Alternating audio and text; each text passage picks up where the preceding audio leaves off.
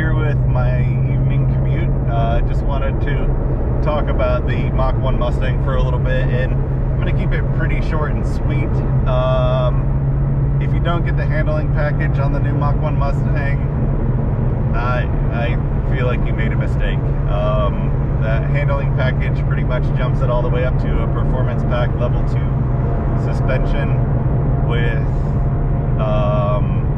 and the Mach 1 itself essentially has the same engine the Bullet had in it, or the base GT engine with a Shelby intake and a different intake manifold and different air intake. So if you get that version of the car, I think you will walk out with a heck of a deal. The other thing is it has the TR3160 transmission that the Shelbys have in it, which this transmission is one of the best shifting transmissions I've ever driven.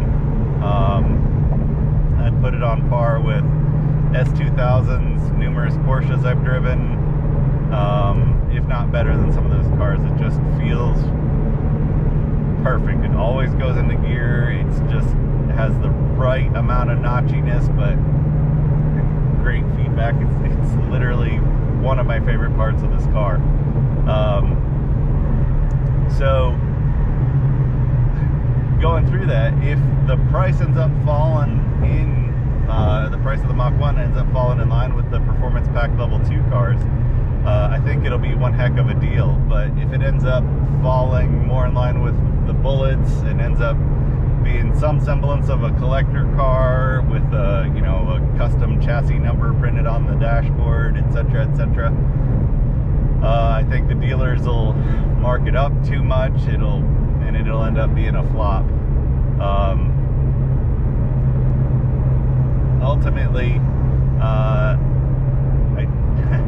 joke all the time that when we got this Shelby, my wife didn't really like Mustangs that much, and now her and I constantly battle for who gets to drive the car in the morning. So having, if the price was right, having a second high horsepower track oriented Mustang for us to jump into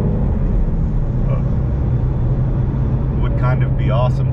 But at this point in time, I'm a little concerned that it's going to end up falling in the mid to low 50s range, which, I bought my 18 GT350 for 55 out the door. So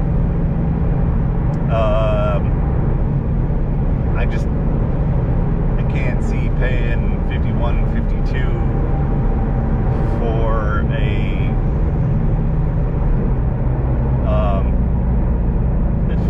for a Mustang with 50 less horsepower and not quite as good of brakes. While it is a good car, and I do think the total package will be, I think on a track day, one of my friends pointed out that it'll be a driver's race on track. I don't think for a second that my extra 50 horsepower or my slightly larger brakes, slightly taller tires, any of that stuff will make that big of a difference to where, but on the other hand, the sound of this engine, the feel of those brakes, all that stuff, to me, definitely worth the extra $3,000 that you pay for it. Not to mention just the overall aesthetics. I love the looks of this car, so it's one of those pry out of my cold dead hand purchases for me. So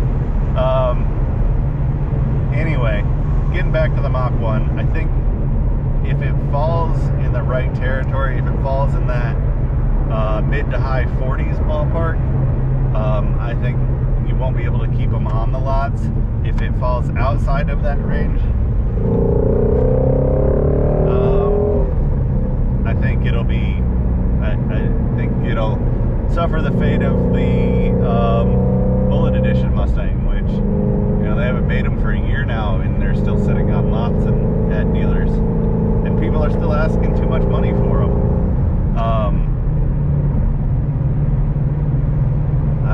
don't understand that. But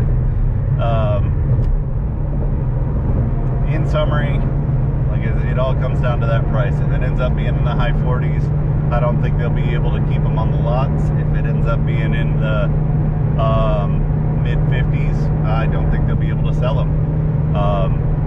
I think the car is gonna be a good solid car. I think it's gonna be almost on par with the Shelby. If I was gonna supercharge a car, if I was planning on supercharging the car right when I bought it, I would go ahead and get the Mach 1, honestly. I think the engine will hold up to a supercharger a little bit better with the direct injection and everything else. And by now they've got the direct injection system figured out for the most part. So that's my opinion. Anyway, I hope you guys have a good day. I'll talk to you guys later.